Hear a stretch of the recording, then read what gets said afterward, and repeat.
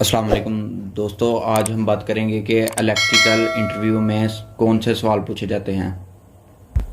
दोस्तों, अगर आप वापडा या किसी और इलेक्ट्रिकल जॉब करना चाहते हैं तो ये सवाल आपके लिए बहुत अहम है जो कि इंटरव्यू में पूछे जाते हैं।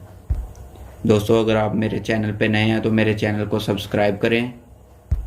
दोस्तों, इलेक्ट्रिकल इंटरव्यू में जो सवाल पूछे जाते हैं इनकी मैंने 7 वीडियो बनाई हैं जो कि मैंने डिस्क्रिप्शन में उनकी लिंक दे दी है। दोस्तों, आप कहीं भी इलेक्ट्रिकल जॉब के लिए जाते हैं तो ये छोटे छोटे सवाल हमेशा अपने जहन में रखिए, क्योंकि यही सवाल इलेक्ट्रिकल इंटरव्यू में पूछे जाते हैं। दोस्तों, चलते हैं पहले सवाल की तरफ। इलेक्ट्रिकल वायरिंग से क्या मुराद है? दोस्तों, ये बहुत अहम सवाल है जो कि इंटरव्यू में सबसे ज़्यादा पूछा जाता है। घरेलू और दीगर आलात को बरकी सप्लाई फ्राहम करने के लिए तारों का जो मुनासिब और महफूज जाल बिछाया जाता है उसे वायरिंग कहते हैं। जी दोस्तों, आप ये भी कह सकते हैं कि आलात को चलाने के लिए जो तारों का जाल बिछाया जाता है उसे वायरिंग कहते हैं। चलते हैं दूसरे सवाल की तरफ। दूसरा सवाल, लाइनमैन किस किस्म के जूते इस्तेमाल करता है? दोस्तों, ये भी बहुत अहम सवाल है, ये भी आपने जहन में रखना है। लाइनमैन रबड़ के जूते पहनता है। तो दोस्तों, आप ये भी कह सकते हैं कि लाइनमैन वो जूते पहनता है जिनमें से करंट नहीं गुजर सकता। सवाल नंबर 3, फायर फाइटिंग से क्या मुराद है? दोस्तों, इसका जवाब है आग बुझाने के अमल को फायर फाइटिंग कहते हैं। इसका मकसद आग बुझाना, धुआं और जहरीली गैस के फैलाव को रोकना, इंसानी जानों को बचाना और अमला की हिफाजत करना होता है। बात करते हैं चौथे सवाल की। सवाल नंबर 4, मोटर के साथ स्टार्टर की क्या ज़रूरत होती है? दोस्तों, ये भी बहुत अहम सवाल है। इसका जवाब है मोटर के साथ स्टार्टर लगाने का मकसद प्रोटेक्शन, हिफाजत और कंट्रोल हासिल करना होता है ताकि मोटर को कोई नुकसान ना हो। दोस्तों, ये भी बहुत अहम सवाल है। तो चलते हैं 5वें सवाल की तरफ। वो कौन सी केबल है जिसे आग नहीं लगती? इसका जवाब है दोस्तों फायर रिटार्डिंग केबल। दोस्तों, फायर रिटार्डिंग केबल को आग नहीं लगती। चलते हैं छठे सवाल की तरफ। तारों के लिए रबड़ को बतौर इंसुलेशन क्यों इस्तेमाल किया जाता है?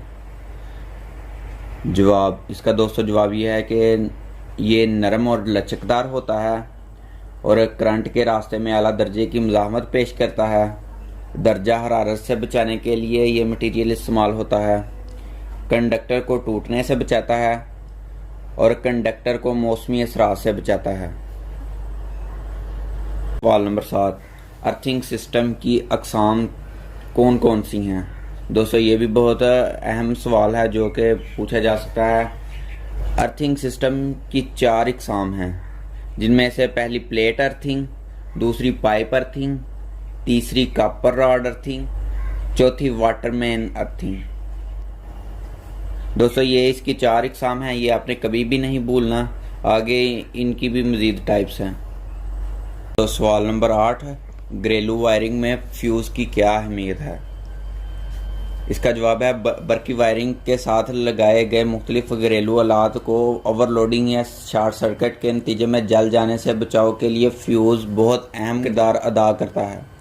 और अगर घरेलू वायरिंग में तब्दीली मकसूद हो तो फ्यूज़ को वायरिंग से अलहदा करके बिल्कुल महफूज काम किया जा सकता है। दोस्तों, फ्यूज़ जो है वो खुद जल जाता है और दूसरी सप्लाई को नुकसान नहीं पहुंचाता, जिसकी वजह से आगे सप्लाई में लगे हुए किसी भी कंपोनेंट को कोई नुकसान नहीं पहुंचता। दोस्तों, सवाल नंबर 9, बरकी सदमा से बचाव के लिए 2 अहम इक़दामात बताएं।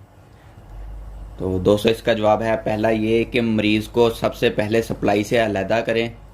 इसके बाद दूसरा तरीका है इब्तदाई तिबी अमदाद फ्राहम करें और फ़ौरन डॉक्टर से रुजू करें। दोस्तों, चलते हैं अपने आखिरी सवाल की तरफ। सवाल नंबर 10, इलेक्ट्रिकल केबल के 3 अहम हिस्सों के नाम बताएं। जी दोस्तों, इसका जवाब है पहला कंडक्टर, दूसरा इंसुलेटर और तीसरा हिफाजती खोल। दोस्तों, ये 3 अहम हिस्से होते हैं इलेक्ट्रिकल केबल के। दोस्तों, उम्मीद करता हूँ आपको मेरी वीडियो अच्छी लगी होगी। अगर मेरी वीडियो आपको अच्छी लगी तो अपने दोस्तों को भी शेयर करिए।